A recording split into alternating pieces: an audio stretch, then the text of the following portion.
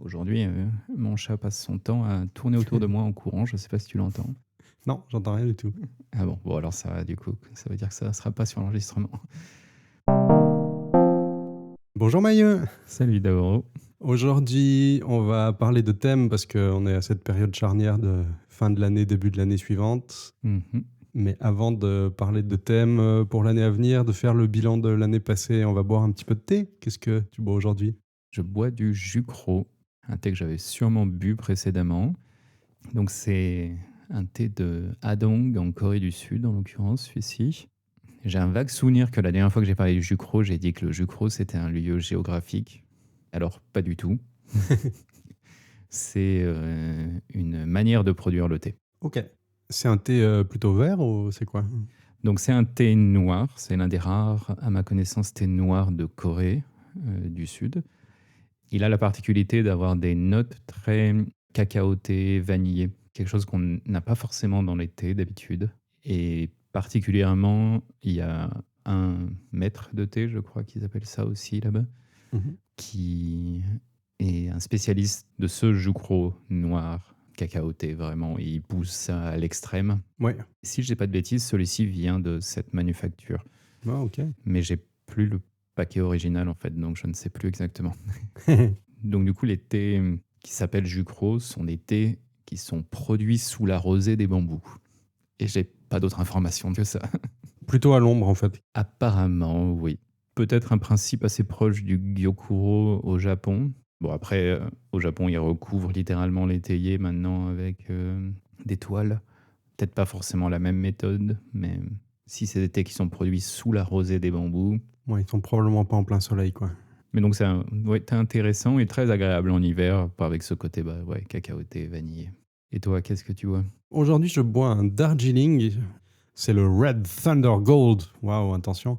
De Gopal Dara, que bah, j'imagine dans la région de Gopal en Inde. Ça me change un peu. Je suis content de reboire un peu de Darjeeling. Ça faisait longtemps là. Donc, thé noir. J'en ai fait une première infusion avant qu'on enregistre.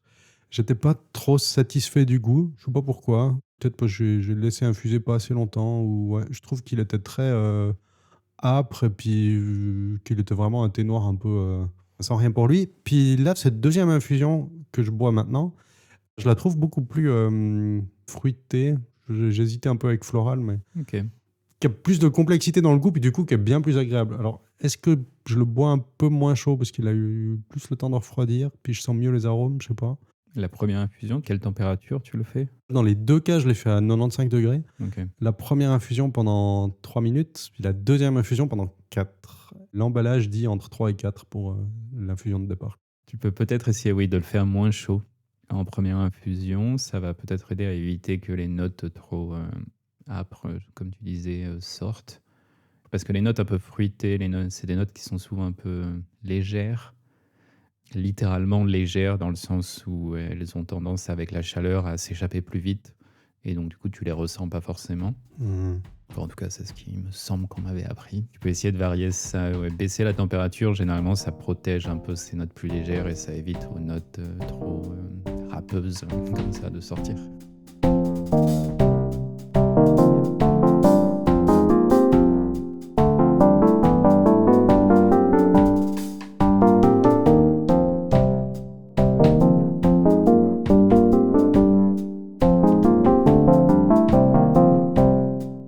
On va parler de thèmes, donc, comme dit précédemment. Mhm. Avant qu'on fasse le bilan de nos thèmes de l'an passé, est-ce que tu pourrais rappeler en quelques mots peut-être qu'est-ce que c'est un thème?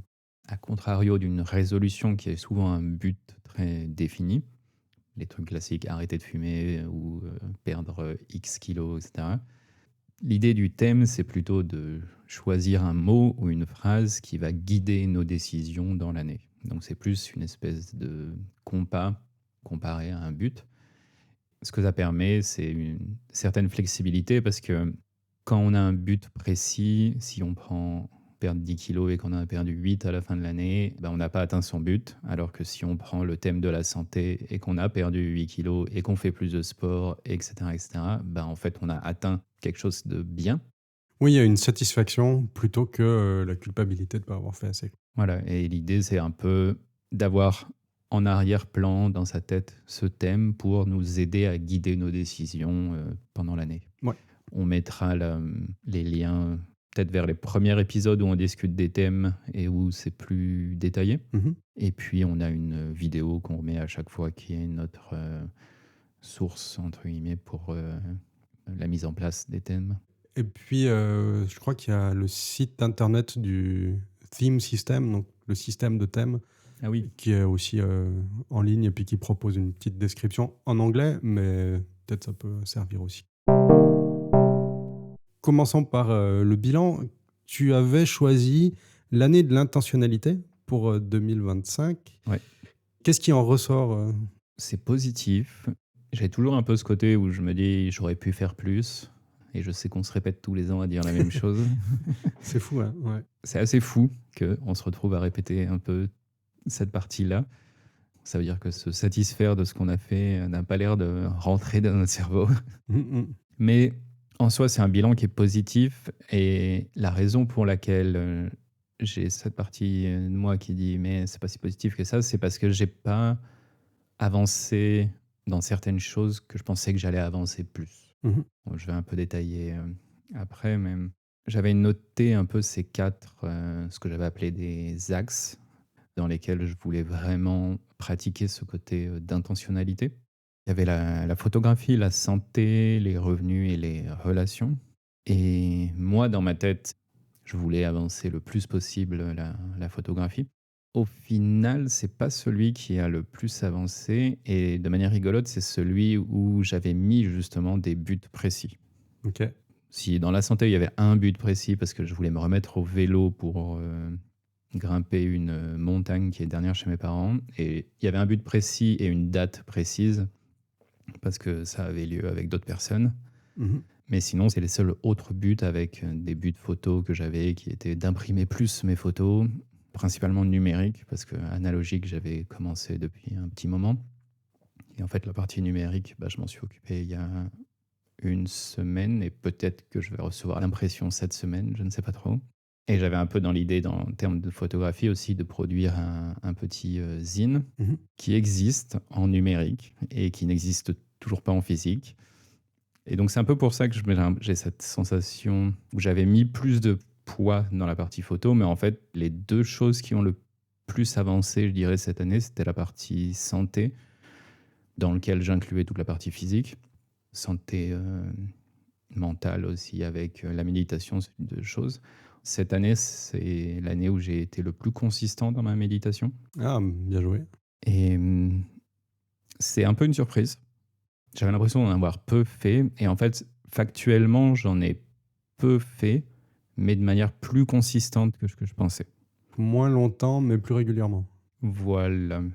Enfin, non. Attends, comment dire ça? C'est-à-dire, au lieu de faire des sessions de, j'en sais rien, 1 heure une fois par semaine, est-ce que tu fais 5 minutes tous les jours? C'est un peu dans ce sens-là. Donc, au final, ma moyenne est sur cette année est à 20 minutes par jour. Même les années où je pratiquais le yoga de manière plus active et où j'avais fait des retraites de méditation, où là, c'était du 10 heures par jour, les moyennes étaient plus basses à cette époque-là. Je faisais des sessions qui étaient plus longues au final à cette époque, mais je le faisais moins souvent. Et là, j'ai fait des sessions qui étaient plus courtes, mais beaucoup plus régulièrement que d'habitude. Mhm. Dans la partie santé, une autre surprise, c'était que il y a 1 an, j'ai acheté un tapis de marche. On en a parlé dans des épisodes sur le bureau, la burologie. Et de manière surprenante, j'ai marché autant que l'an dernier. Alors que moi, je m'attendais à marcher plus parce que justement, ces périodes où j'utilise le tapis de marche, j'ai pas besoin de sortir, je peux continuer de travailler en même temps. Et en fait, je pense qu'il y a une espèce d'équilibre qui s'est mis en place où le tapis de marche a remplacé des sorties de marche en extérieur et où j'ai peut-être un peu remplacé cette partie marche par du sport, m'entraîner un peu au vélo, mais aussi un peu plus de sport régulier, type musculation fonctionnelle ou comment ça s'appelle en français. Les renforcements fonctionnels, là, enfin, des mouvements avec de la résistance. Ce type d'activité que j'ai un peu plus mis en place parce que mon physio m'a forcé aussi. J'avais une douleur au genou qui a apparu récemment et ça a l'air d'être juste une histoire musculaire. Donc c'est bien quand c'est de renforcement musculaire justement. Mm. c'est bien quand c'est ce style de problème parce que ça se règle assez facilement. Enfin voilà, donc sur la partie santé, un peu des surprises sur le fait que les choses où j'avais pas mis spécialement de but en fait ont avancé. Mhm. De même que sur la partie relations, c'est une année où j'ai vu un peu plus de gens dans mes vraiment relations personnelles slash familiales où il y a eu plus de rencontres qui se sont faites. Ça aussi, c'était un peu une surprise parce que de la même manière, j'ai pas mis de but précis. Je vois pas trop comment on peut quantifier ça, quoi.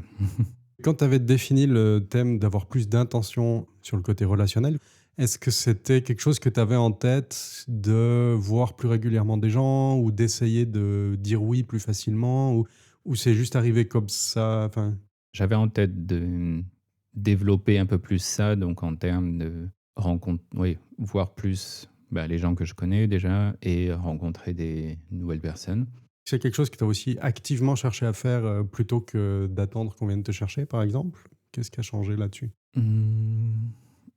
Oui, il y a eu un côté plus actif aussi à chercher, en lien avec la photographie, chercher un peu plus des gens qui font la photo autour de moi Mhm, pour discuter ou juste avoir un peu plus une communauté. mhm, mhm. J'avais pas vraiment de but précis, juste cette idée, ouais, voilà, qu'en termes relationnels, il fallait que j'entretienne un peu plus les relations existantes et que je me crée un peu plus un côté communauté autour de moi, autour de la photographie, histoire de pouvoir avancer ça en groupe. J'avais un peu des idées du type, il y a un photoclub à Neuchâtel, par exemple, donc aller voir les prochains rendez-vous, ce type de choses pour y aller. Mais c'était pas beaucoup plus précis que ça, quoi. T'as vu qu'il y avait quand même une différence où, même si tu avais pas forcément des trucs très ciblés, d'objectifs quantifiables, disons, tu vois que tu as plus participé et tout ça, quoi. Tu avais commencé à supprimer des choses de ton téléphone pour plus dépendre trop de flux algorithmiques et de scrolling infini et ce genre de choses-là. Tu voulais essayer d'être attentif au fait que tu te fasses emporter puis que tu puisses arrêter quand tu le remarques. Ouais. Du coup, la question c'est, est-ce que tu as pu te rendre compte que tu te faisais emporter? Si c'est le cas, comment tu t'en es rendu compte? Est-ce que les choses que tu as mis en place, elles sont restées? Et si c'est pas le cas, qu'est-ce qui a pas marché dans tout ça? J'ai plus vraiment d'applications avec des flux algorithmiques sur mon téléphone, à part Spotify. Mais j'avoue que ça m'énerve beaucoup que Spotify devienne un truc algorithmique qui, quand je l'ouvre sur ma home page, j'ai la moitié de l'écran, c'est des choses que j'ai envie d'écouter, et l'autre moitié, des trucs aléatoires. Mhm. Il y a d'autres choses qui m'énervent beaucoup à propos de Spotify, hein. Son patron, par exemple, mais bon. Voilà, par exemple, cette année, j'avais plus ou moins décidé de me dire, bon, il faut que je trouve une alternative, il faut que je me mette sérieusement à ne plus l'utiliser et à utiliser autre chose. En fait, j'ai jamais pris le temps de le faire, mais Petite parenthèse comme ça, j'ai des amis qui utilisent soit Deezer, soit Qobuz. Et dans les deux cas, ils sont satisfaits, mais c'est peut-être pour leurs usages. Qobuz était dans ma liste. Pour en revenir au truc, donc moins de flux algorithmique sur ton téléphone, juste Spotify. Sur le téléphone, ça a globalement bien marché. Et par exemple, Instagram, j'y vais de temps à autre via le navigateur. L'application sur le navigateur est très proche de leur application, mais buggée. Et elle n'est pas pratique, en fait. Il y a des choses que tu peux pas faire. Donc, c'est idéal pour ne pas y rester trop longtemps. Puis ça, tu l'as tourné à ton avantage, donc pour... Il y a quelque chose, par exemple, je ne sais pas si c'est un bug ou c'est... Enfin, si, pour moi, c'est un bug, mais quand tu scrolles sur la version web, si tu vas voir un compte et que tu reviens en arrière, il ne revient pas dans la position où tu étais dans ton scroll. Donc si je passe 20 publications sur mon feed, je clique sur une personne, je reviens en arrière, je me retrouve en haut de mon feed.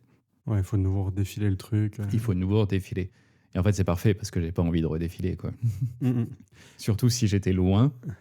Ouais. Plus je vais loin dans mon flux, en fait, moins j'ai de chances de continuer d'une certaine manière. Ouais. Donc c'était une dynamique intéressante pour ça. Donc je conseille la version web si vous postez pas beaucoup.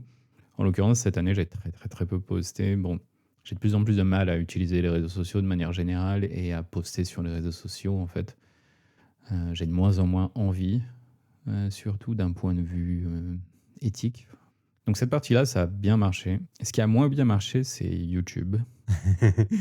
C'est quand même assez fou parce que c'est vraiment quelque chose où, quoi qu'il arrive, je vais me faire happer d'en regarder des nouvelles vidéos. Malgré les bloqueurs divers et variés, j'ai installé une extension de navigateur qui remplace les images des vidéos par une image prise au pif dans la vidéo.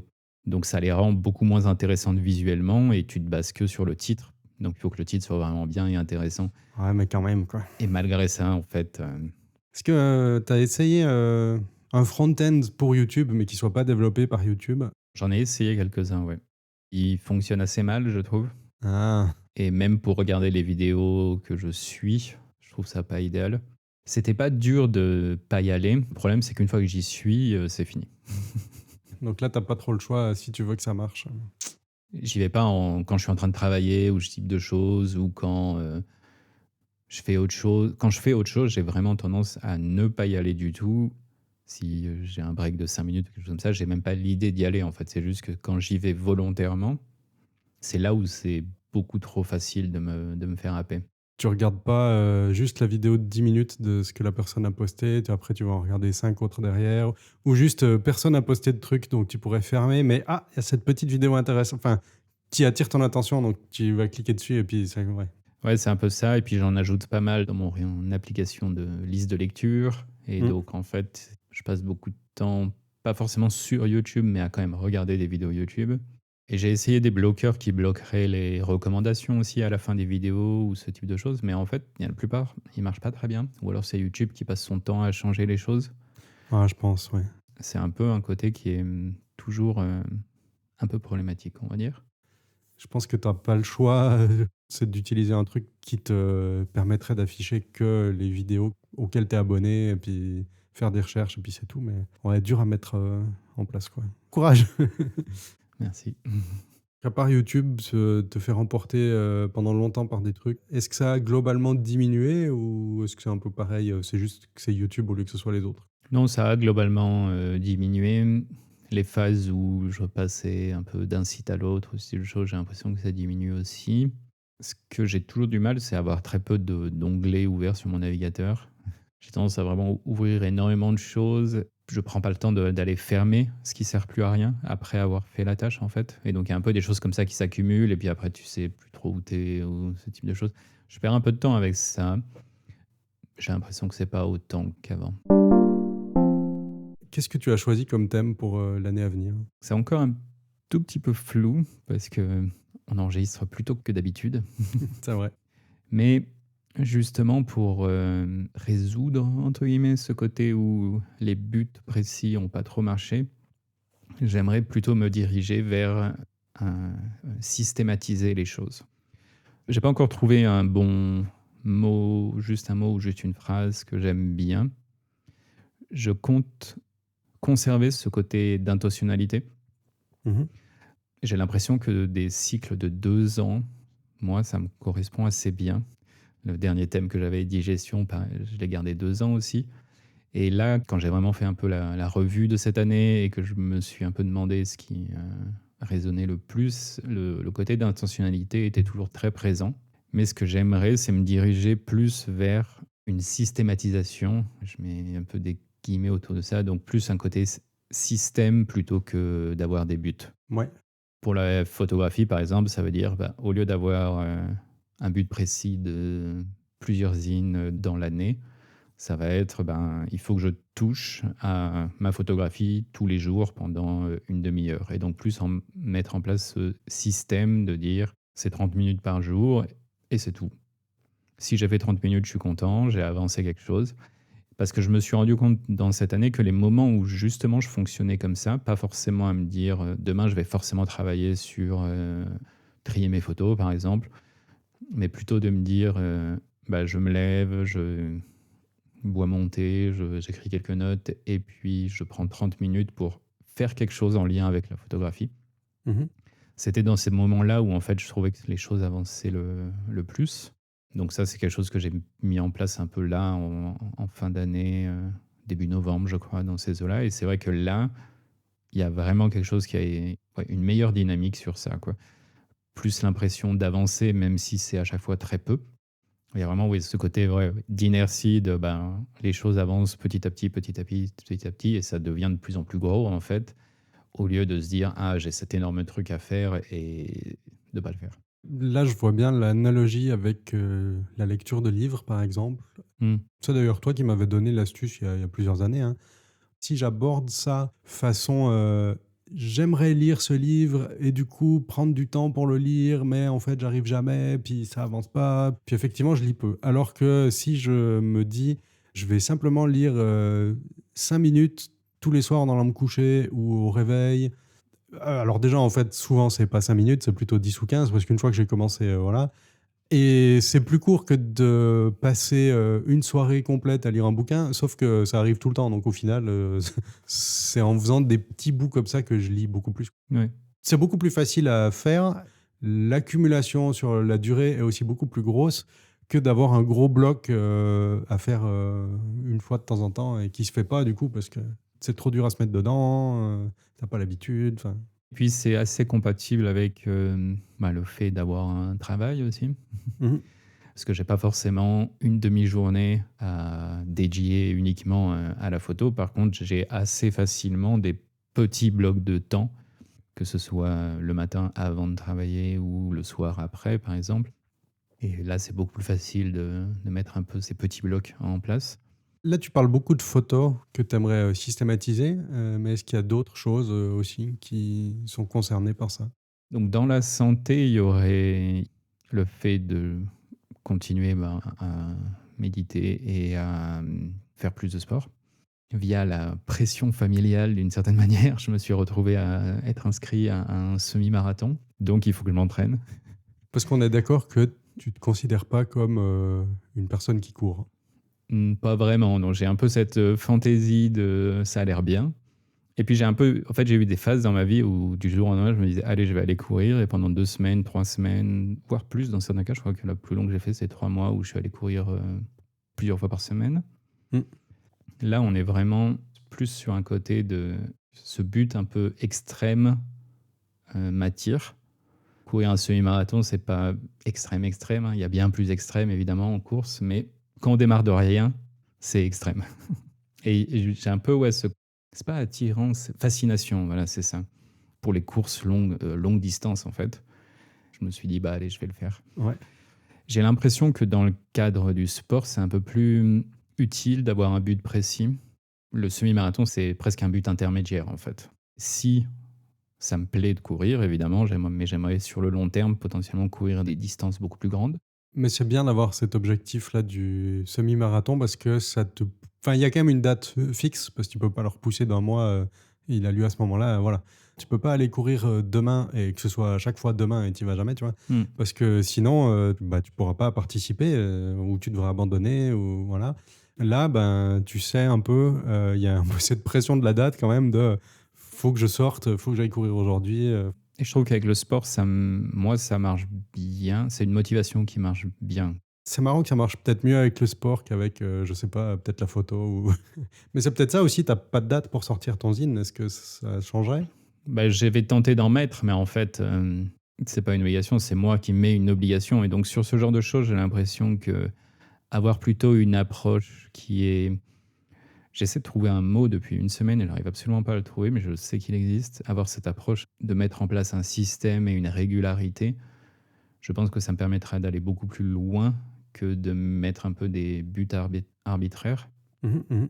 Dans le cas du sport, moi, j'ai vraiment l'impression, là, par contre, que c'est une nécessité, ça, d'avoir ce but, parce que sinon, je fais trop facilement pas l'effort de m'entraîner. Tu te prends des rendez-vous avec des choses. Tu as rendez-vous avec la photo, régulièrement dans ton agenda tous les jours, tu sais que tu dois y aller et tu aimerais que ce soit un rendez-vous régulier et pareil, tu as rendez-vous avec le sport. Alors là, il y a le rendez-vous du semi-marathon à une date précise, mais pour pouvoir y arriver, il faut aussi que, bah, régulièrement, il y a quelque chose, Est-ce qu'il y a d'autres, rendez-vous comme ça de qu'est-ce qu'on va dire?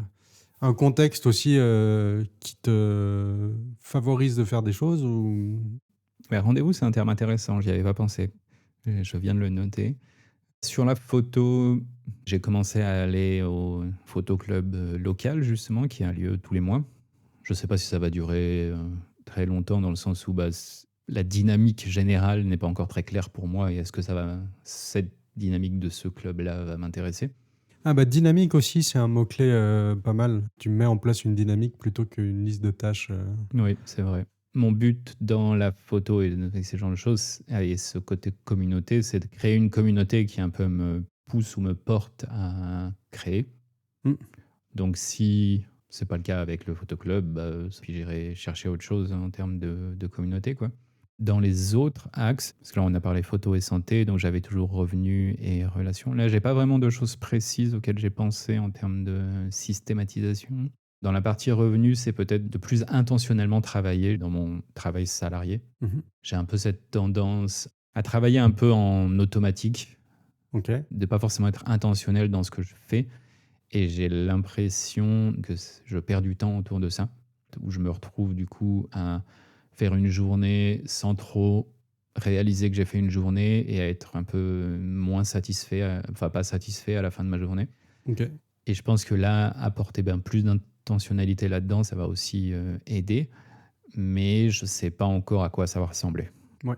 Sur la partie relation, c'est pareil. Je vais continuer ce que j'ai fait un peu en ce moment, mais je vois pas trop. C'est là où la partie rendez-vous a peut-être plus de sens que la partie systématisation. Parce que je vois pas trop comment systématiser mes relations. Tu vois, ça fait, enfin, le terme paraît bizarre, mais Il y aurait peut-être une ou deux pistes. Là, je pense peut-être plus avec de la famille lointaine qu'avec des amis, mais tu vois, tu pourrais dire c'est dimanche soir, et ben j'appelle mes parents. Voilà. C'est comme ça tous les dimanches soirs. Ou bien le mercredi à midi, je vais manger avec truc parce que tous les mercredis à midi, il ou elle est disponible. Et puis...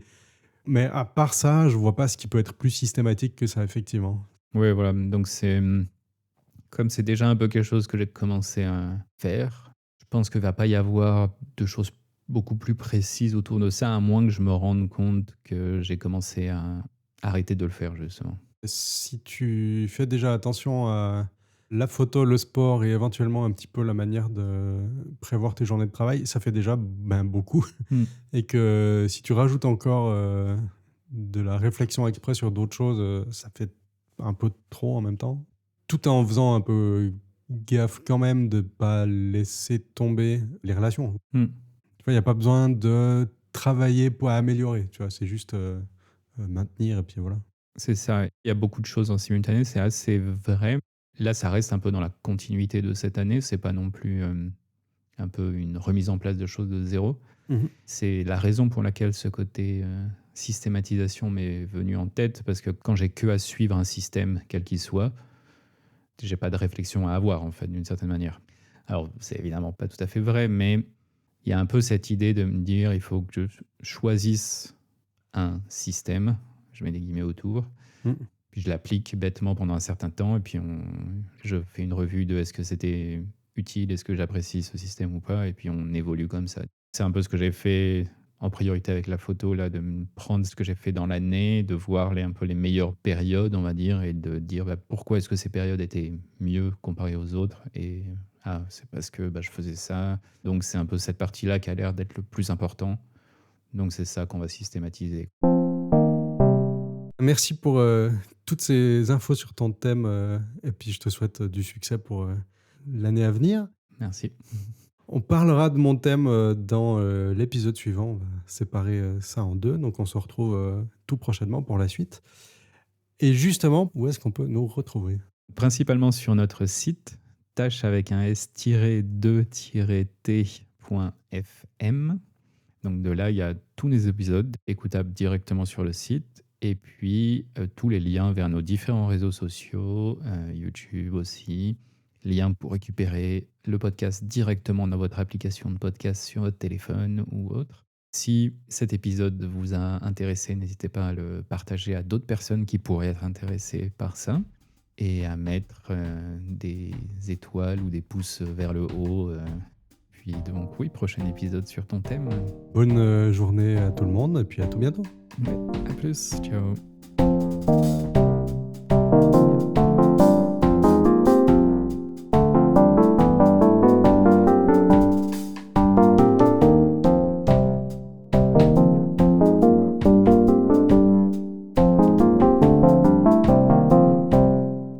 Ah,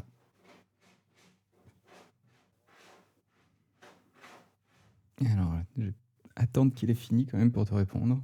Alors qu'un chien, il ferait pas ça. Bon, peut-être que si tu prends un husky ou un samoyède, il hurle à la mort pendant 10 minutes.